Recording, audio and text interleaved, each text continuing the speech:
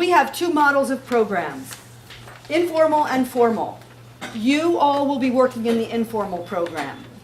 And let me go tell you what the other one is first. The formal program is held, basically we are the facilitators, I'm the facilitator. It is community academic partnerships where they bring in a formal teacher, trained professional, ESL teacher, plus they bring in a curriculum, and we provide the students and the space. And we have a partnership with with Greater Homewood Corporation, with Baltimore Reads, with Baltimore City Community College, and another program called Baltimore Lift. Then we also have a partnership with Baltimore City for citizenship class, and we have a formal computer literacy teacher as well. So these folks come in, and I don't really do anything except for make sure that they're okay. They teach in the back spaces or upstairs. The rest of what happens is what you guys do out here. All volunteer taught. Basically, most of the time I hope that we can be one-on-one. That's why there are so many of you. But sometimes I don't know how many, I never know how many students are going to show up because it's a drop-in program for them. They register by semester, but then they drop in as they like. That's the unique niche that we serve. People they can come to the informal program. If they don't have work for a time, they may come every day. And then if they have a lot of work, they may not come in at all. And that's what we provide that is very unique and very, good for our clients, good for our students. And that's what you all will be working with. Depending on how many of you come in, I may give you one student, that's my preference. But sometimes I may ask if you can take 2 or 3 at the most. But that's the way it goes with that. And then you record their work in the folder. Any questions? Okay, so like Diana said, you'll all be working with the informal model when students are coming in when they can. Like this says up here, it's drop-in sessions during the day and during the evening. Obviously the evening sessions tend to be a lot busier because people work during the day and they can only really come to class at night. We work with them practicing speaking English in a caring atmosphere. A lot of people like to practice their English but often don't find a very caring or very educational atmosphere to do it in, and we offer that here. Does anybody see anything up here that makes our model particularly unique? Anybody think they see anything that's very unique about it? No? Okay, well, we think the most unique thing about our model is the informality and the flexibility of the schedule. So students can come, we have 7 sessions a week. They can come once, they can come all 7, same price, as often as they want. And because of the flexibility of the schedule and the informality of it, and I think also the low cost, it works well for people who are trying to get this as their primary mode of learning English, and also people who are taking a formal class either here or at another institution who want to come for extra practice or for practice conversing in a smaller group and things like that. So it's a pretty neat model that we have here. Are there any questions about the nature of the informal classes before we move on? No. One final note, before everybody starts the classes, we give them an assessment to kind of place them either beginner, intermediate, just literacy level, and then after 20 hours we test them again to measure their progress, and then again after 40. And so hopefully after 20 and then 40 hours, and usually we start to see a lot of very encouraging progress from most of our students. So here are some of the student needs. Obviously the main ones are communication, integration, and employment. That's what most of our students want. They want to be able to communicate with people in English in stores or on the street. They want to learn how to better integrate themselves into American life and American culture. And this is a great way for them to do that. While learning English, they start to learn a lot about culture and civics. And then employment, especially, most need a certain level of English to find certain jobs. And we offer that here. And that's one of our topics is jobs and employment. We help our students get over culture shock, and I have a definition of culture shock here. It is the personal disorientation a person may feel when experiencing an unfamiliar way of life due to immigration, or a visit to a new country, or to a move between social environments. And anybody who's lived in another country for an extended period of time knows that culture shock can be jarring and something that takes a while to get over, especially if you are too busy working or too busy raising your family to ever really get integrated into the society and to learn the language. And so that's something we can help a lot with here. And another thing, the Esperanza Center, you'll learn a lot more about it on your tour later with Beth, but we have a health clinic, we have community services, and we have immigration legal services. And so if you ever have a conversation with one of your students and you think that they could benefit from any one of our other services here, don't hesitate to refer them to the health clinic or to the immigration, the third floor, for the legal services. Have the experience where you met someone who was perhaps blind or had a hearing aid or was disabled in some way or other, and you found yourself talking louder and slower as if they were like maybe in pre-kindergarten? Not that wasn't your intent, but so one of the things we want to make sure we do is keep in mind that the people who come here are all ages, although a predominant age is in the 20s and 30s, okay? Some of these individuals will have no education or very little. Many will have, 8 years, sometimes high school, sometimes a little bit of college. The point I'm trying to make is that it's not unusual to have someone who isn't that educated in their own language, or it's limited educated. And so at first, let's say it's a literacy level, which is the most basic level, or it's a beginner one, which is the next step up. Without realizing it, you might possibly fall into kind of talking to them as if they were, you want to be careful with that. The other part is, and it's patently obvious, is that these are all adults, and we respect them as such. You will find that they come with a lot of warmth. You might be here one night and see a whole group of 19, 20-year-old guys at one table, and Diana hands you the folders, and you're thinking, oh my God, geez. They're just delightful. They're absolutely delightful. Very respectful and very interested in learning. So that's an important thing. Second one there, keep the focus on English. Sometimes people, including me, love to flip into their Spanish to practice a little. Well, that's nice, but talk to them after class if they're willing to talk to you.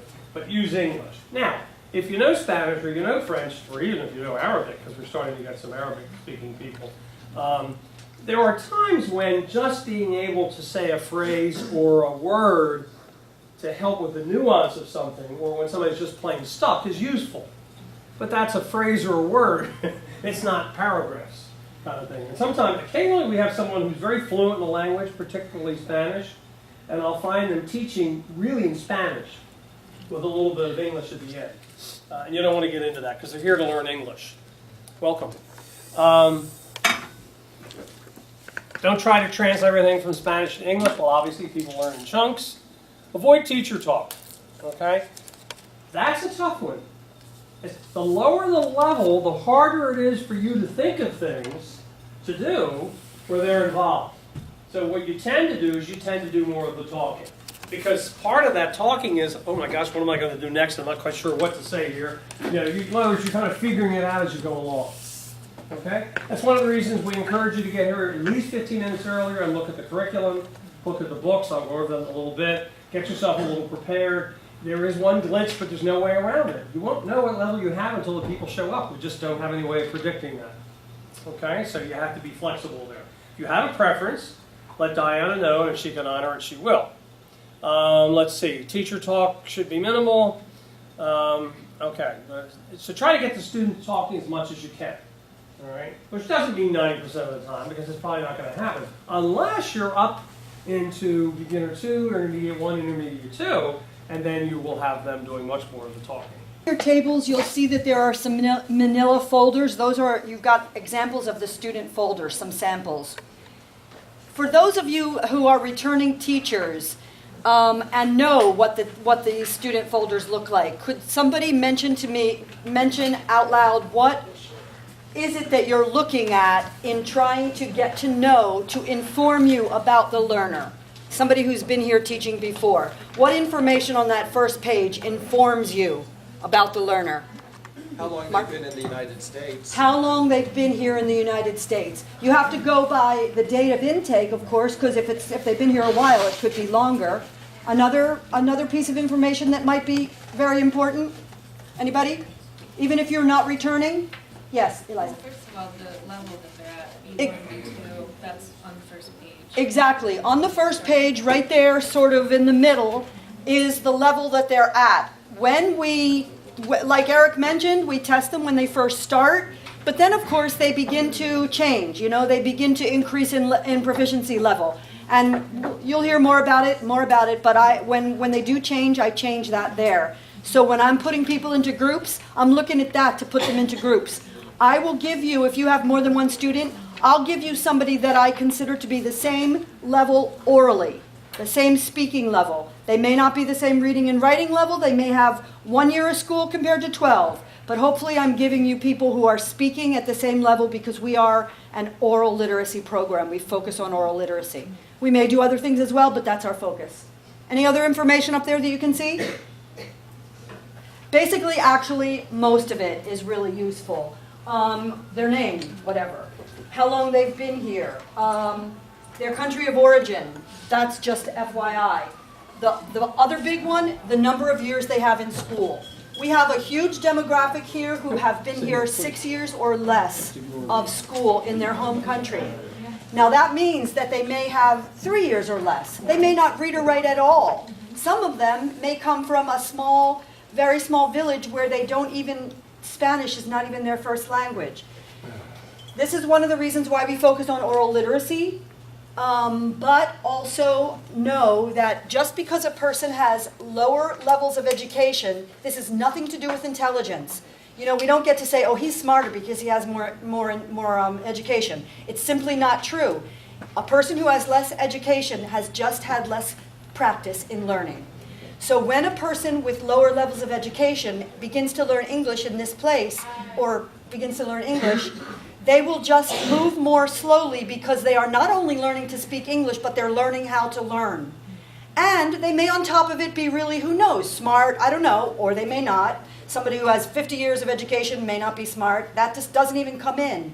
It just means that we need to be more patient with those folks probably who have lower levels of education because they may move a little more slowly. Nothing to do with intelligence.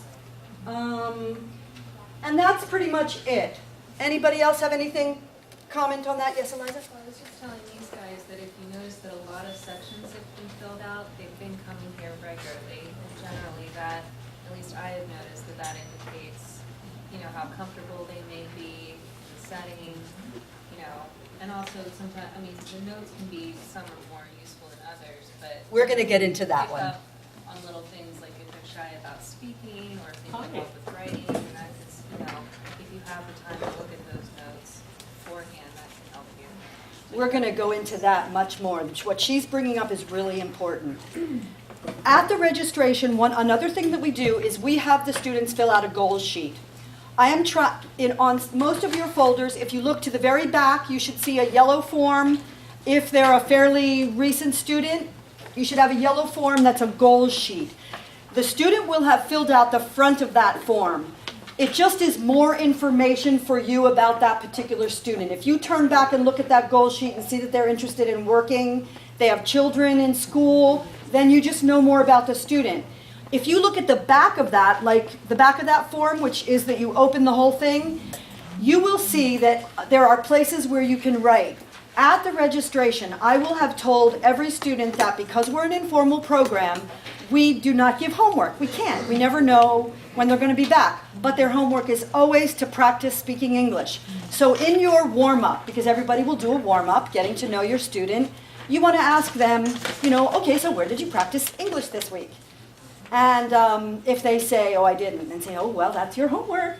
But if they did, you can turn to that sheet and write down, you know, where, or have them write it if they can. And then hopefully at the end of the semester, we give them like a little bit of a report card, kind of a progress report. We can tear that thing out and we can give it to them as a list of their successes. It's a really, really nice thing if we can get in the habit of doing that.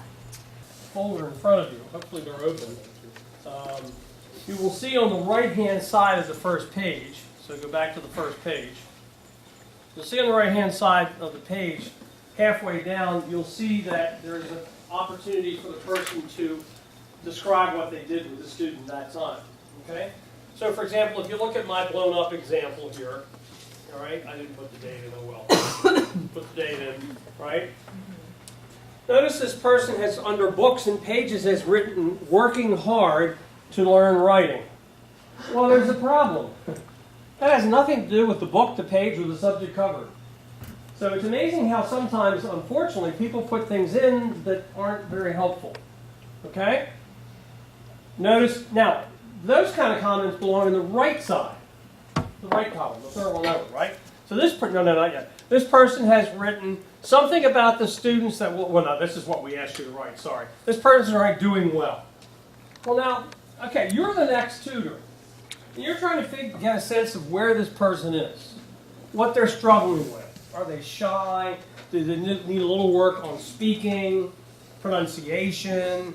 Maybe they'd like to do a little more with reading. And you get doing well. You have no idea. Okay, so you can flip that down. That is not a helpful write-up. Here's one that's a little better. Okay? Books and pages, English in Action 1. It's one of our 3 main tests. Well, that's helpful, but where in the book? There's 120-some pages in that booklet. So please tell us where. Because you, the next student, might think, oh, cool, this group seems to be around the same. I think I'll go and look at that, maybe review something, or do the next part because it fits. Or not do the next part because it doesn't fit. Okay? Subject, cover, jobs. All right. Notice in the right-hand corner, eager to learn, needs work on reading, limited vocabulary, does well with repetition. Well, that's not bad. That's helpful. That's helpful. You fill these things out at the end pretty much. Unless you're getting them to do an activity where they're on their own for 5 minutes and then you can, and you're halfway through the session, you can put stuff in. But anyhow, it's very helpful. Third one. Thanks. Now, this is really helpful. Okay? Book, pages. We've got 2 books, Pictionary, which is very popular. You will see it. Okay? Subjects covered, family roles, living in Baltimore, writing simple sentences, use pictures to teach vocabulary, discussion. Okay, and on the right-hand side, see the second column is more about the objective stuff, the neuter, the non-person stuff, right? Masculine, feminine, neuter in that sense. The right-hand column is about the person. Fast learner, though quiet, needs vocab work and how to phrase things in sentences, some pronunciation work needed, enjoyed working with others. Well, that's helpful. Okay? Takes a few minutes. Alrighty, you're on. Just want to say one thing. On the other inner cover of the student folder is a grid. That grid was created when I first started just to kind of, and it's still there until I decide not to keep it there anymore, just to keep us all on the same page with what I mean by levels. When I say literacy, I mean either they don't speak a word of English, or they don't read and write in their own language, or both. And for the most part, a person who's a literacy level is going to move out of that level really quickly. Because all they need to really do is say, hello, my name is, and they're beginner ones. So, you know what I mean? So, you know, someone may stay in literacy, but not for very long usually, unless there's something else going on. Beginner 1, Beginner 2, Intermediate 1, Intermediate 2, Advanced. Those are all of our levels. I don't even go above beginner on that form because once you get up there, it's a little easier. The lower levels are more difficult. On that grid also, you see that in the first, it has the levels, and then the first one over it says it's the oral literacy. Remember what I said, when I put them in groups with you, that's what they're going to be able to do orally. That may not be what they're able to do, speaking, listening, reading, or writing. They could be up and down all over the page from there, because a lot of times our students have not been in formal classes. Usually if a person starts in a formal class, they may pretty much progress all the way across the board because they'll be learning, speaking, listening, reading, and writing. But here, not so much. But just bear in mind that that's where they're going to be at when I give them to you. Sorry. Okay, so just to recap what you're going to be writing at the end of each session, make sure the activities, the page numbers, any successes or goals that the student has met in that session, and the comments about the learner. This is the way you guys show up about 15 minutes before the class session starts. The students show up about 15 minutes before the class session starts, or they begin to. Oh, that reminds me, the first time you guys come in after this training, by the way, you can start tomorrow. You can start coming in whenever you're ready, starting tomorrow. Come in the first time a half an hour early, because in addition to the starting of the classes, which is new for everybody anyway, I want to give you guys a brief a brief little just going over. Plus, you do not have to jump in and teach until you're ready. You get to do what's called shadowing, which means that you'll be able to wander around, sit with all the different teachers. Do not worry that I'm going to throw you in, because I will not until you're ready. So that's the first thing. So then come in a half an hour early. We'll get you set up. We'll let you shadow, and then you can tell me when you're ready to start, even if it's a couple of weeks later. Yeah. Excuse me, ma'am, signing up on the board outside. Yeah. Once at 9:30 to 12. Does that mean for the 3 hours, or is that? It for should have 2 said hours? 10 to 12. Well, we're not gonna say 9:30 to 12:30. I think it was Wednesday and Friday. Beth might have made a mistake. The class sessions are only 2 hours. 10 to 12, 1:30 to 3:30, Okay. or 6:30 to 8:30. Okay. The sessions are only 2 hours. Which is one of the reasons why Phil said, you can think about it in 2 1-hour sessions, You can break it, have a little break in the middle, something like that. All right, so class session works. You guys come in. You sign in on the book like Beth was saying. We will make you a name tag, and in that green box that's back behind what's your name in there? Will, yes. Will. Back behind where Will is, there's a green box. Your name tag will be in there. For the first time, it'll be under your last name. I don't care where you want to keep it, just so you can find it. You get a name tag. It's just a paper name tag. The students, inside their folders, will have a name tag too. All of you guys will get a plastic cover and put your name in it. You can wear it. That way everybody knows everybody's name. At the end of the session, take your name back out of the plastic, put the plastic back. Same thing for the students. And store your name tag in that green box. So you guys come in, the students come in, everybody signs in. Then you guys just kind of hang out. While you're hanging out for those 15 minutes, this is not the first time, because the first time I'm going to keep you busy, but after you're starting to be here, spend those 15 minutes looking over the curriculum. Remember that when you come here, like Phil said, and you're going to hear it, like you're not going to know who exactly you're going to have or the level. But the more familiar you are with what we've got here, the easier it will be for you to find something to teach when it's time. So take that time, that 15 minutes, to explore what we've got. So let's see. All right, so you've signed in, the students have signed in. We start pulling the student folders. I've got a stack of folders in my hand. I look through the folders, and I'm dividing the student folders out into levels.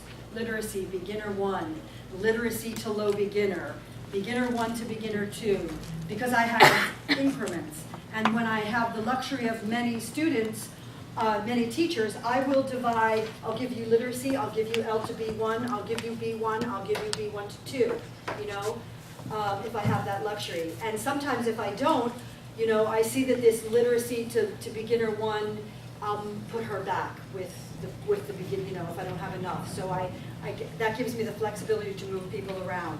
I divide them up, I turn around and I count how many volunteers we have, and I give them out.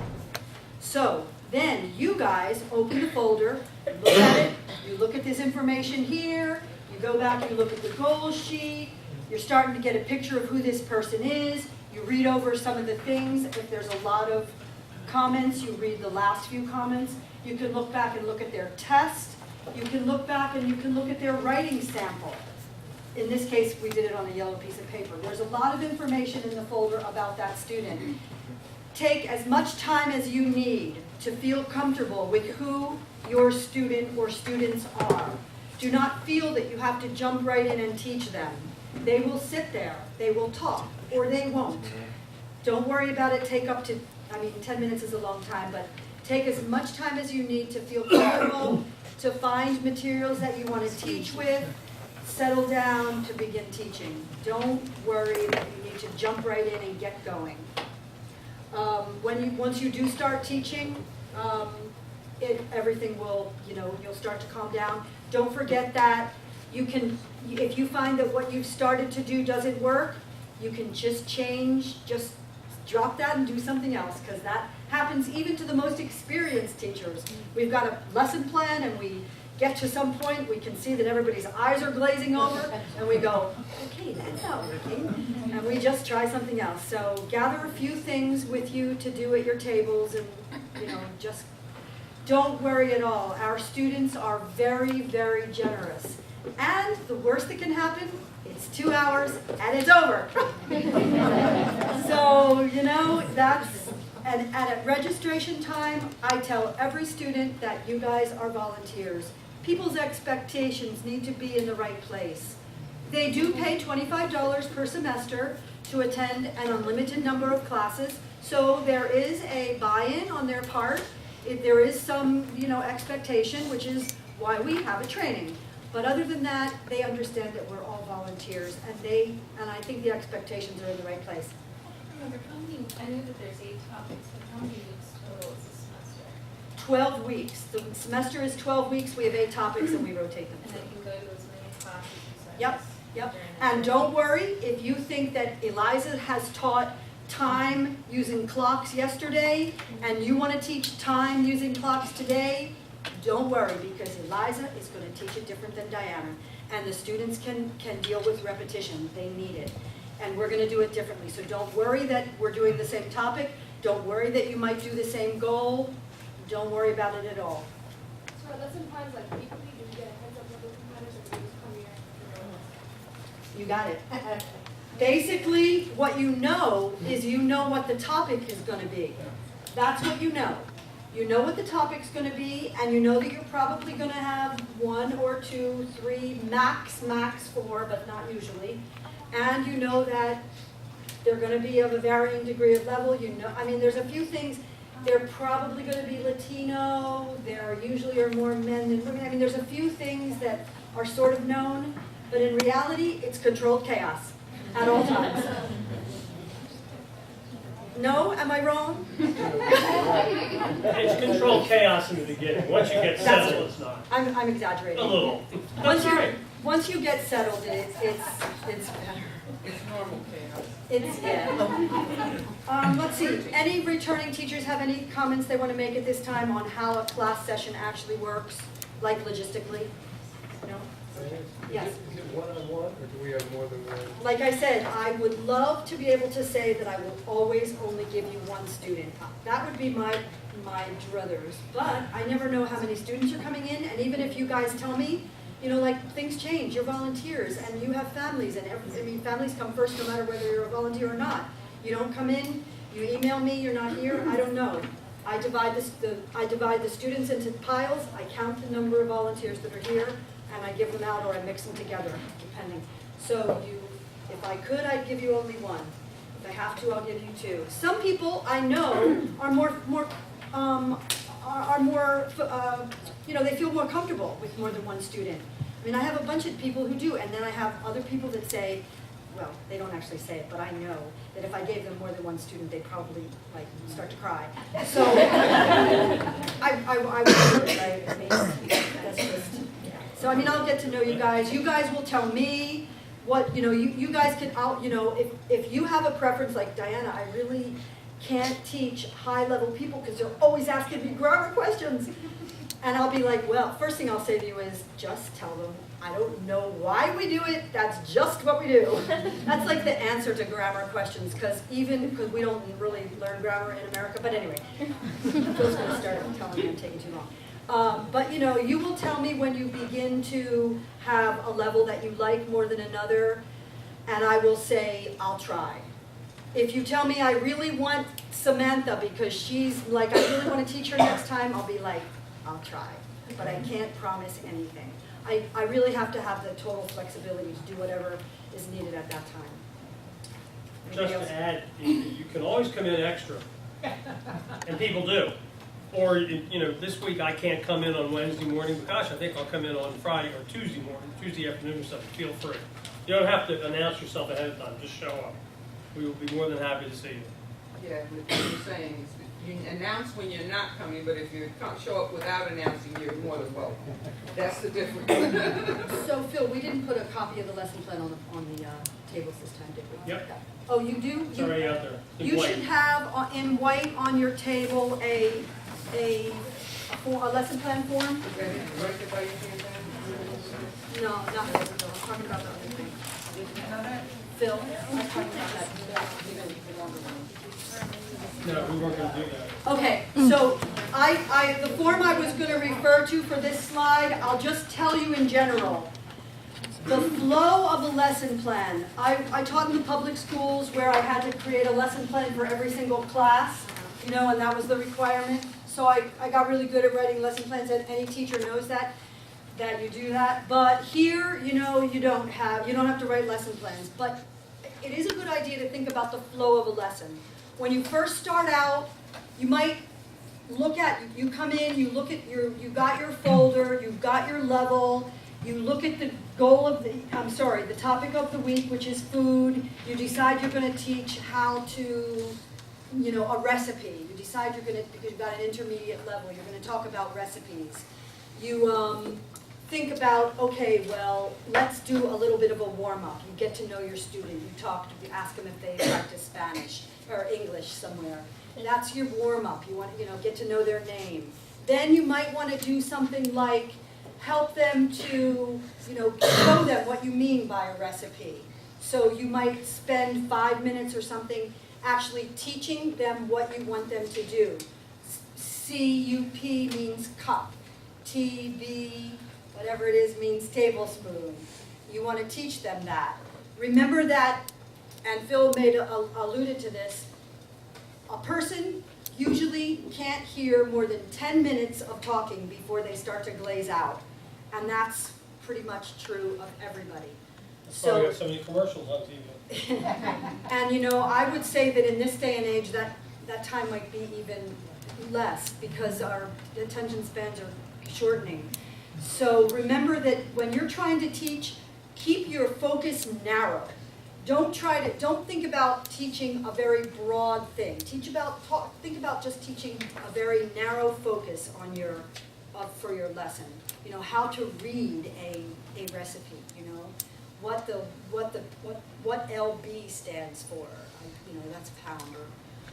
Okay, so you want to, yes? Hi, I just have a question about the topic. So you will know that before? Yes, you will know the topic before. We have 8 topics. We'll go into this in a bit. We have 8 topics and we rotate them. Like They're on your green sheet. They're on like this week is food, and that's what you guys are going to be working with. We had family and basics last week, which was our first week of class. This week it'll be food. Next week it'll be In the neighborhood. box on the right-hand side. Oh, on the back of the big green. She wants that sheet, that's the young man that she's using. Well, there's not one for everybody. We're sharing. Now, remember too, that if you don't want to deal with any of this lesson plan stuff, just work on conversation. Because I would much rather you forego all this minutia stuff and just get them to practice speaking. You know, I mean, this goes into minutia and detail, and I could talk your ear off for the rest of the day on, you know, ESL methodology. But the fact is that, you know, what we do here is we get the students to talk. Just get them to talk. At whatever level they're at what, you know, if they're very low level, get them to say, hello, my name is Juan, I'm from Mexico. You know, and what's your name? And where are you from? I mean, if you can get them to do that in a 2-hour session, if they're a really low level, if you can get them to do that with a student sitting next to them, that's a lot. So, and spell their names out loud without making a mistake on the letters, that's a lot. Spell her name out loud. Okay, so enough on the methodology, yes. And if they're illiterate, Yes. do you then write it down for them so they practice the writing of their names and their children's names at home? If you have the luxury of one-on-one and your person doesn't read or write, you are welcome to teach them to read and write. If you do not have one-on-one, I do not know if you're going to have one person who has 0 years of school and one person who has 12. If you have those 2 people, you can't teach them how to read and write. You have to just, if you're going to teach, you know, them to spell their name, I wouldn't necessarily try to give them homework, you know. Just do the best you can and realize that that's as good as it gets. And what I'm hoping is that you guys will all print them out and create your own little binder. I don't have one right here in my hand, but your own little ESL curriculum binder with little dividers that say food, family, basics, so that then when you come in and I give you your beginner one student, you can open your binder and it's food week and you can open the beginner one and you can look, or you can open to literacy and you can see for goal number 1, it's identify and describe foods, and the books that you can use, the basic Oxford Picture Dictionary, these pages. The curriculum is written so that a lot of what we've got over there is in here so that as a support for you guys, so that you don't have to feel like you just come in and you've got nothing. You actually have this curriculum where when you do have that literacy level student and you want to teach identify food, you have right here the book you go to and the page numbers, or the game that you can go to, or some activities that you can use. So we created this to support what you guys are doing. You don't have to do it completely, it's meant to be a support for you. What you can expect from us on the expectations side of things. I'll let you guys read it. We have a volunteer drawer over there that you can save stuff. If you can receive credit for your work here, let me know. We have emergency protocols, which is basically that they're listed up on the walls. I'll talk about that when you come in. We also have a zero tolerance policy with regards to behavior, and Beth mentioned this. We tell this to every student too. If anyone ever has a problem with anyone at any time, for any reason, tell somebody right away and we will fix it. We tell this to the students, we tell this to the teachers. We need to have an atmosphere of mutual respect here. I want to say one thing about the pronunciation. I forget who brought it up, or maybe it was just Phil. My belief about pronunciation is that we do need to teach pronunciation every step of the way. If you are just teaching somebody, what's your name? My name is Nellie. Where are you from? I'm from Mexico. Make sure they say, what's your name? I'm from. Because if they go out there into the real world and someone asks them their name and they understand it and they say, the person's going to look at them and they're not going to have our generous ears who really understand and try to understand. They're going to look at them and they're going to go, what? And whatever confidence that person built up because they knew how to say that one thing, they understood that one thing, is just going to be shattered. So that's what I say about pronunciation. Teach it as you go along with whatever small thing you're doing. And the only time you don't want to do that is if you've asked an open-ended question. Even if it's somebody brand new. Tell me about your family. And they're going, sister. They're trying to think of a word. Let them say whatever. That's different than this specific, what's your name, where they're saying an exact thing. I just wanted to mention that. Okay, expectations done with. Final ideas, get your students to do the work. If they don't know what a word means and they're high enough level that you can make them understand what you want them to do, have them look it up in the dictionary. You know, looking up words in the dictionary is a really hard skill. Get them to do the work. Make another student answer the question for the other student. They ask you a question, what do you think? Make them do the work.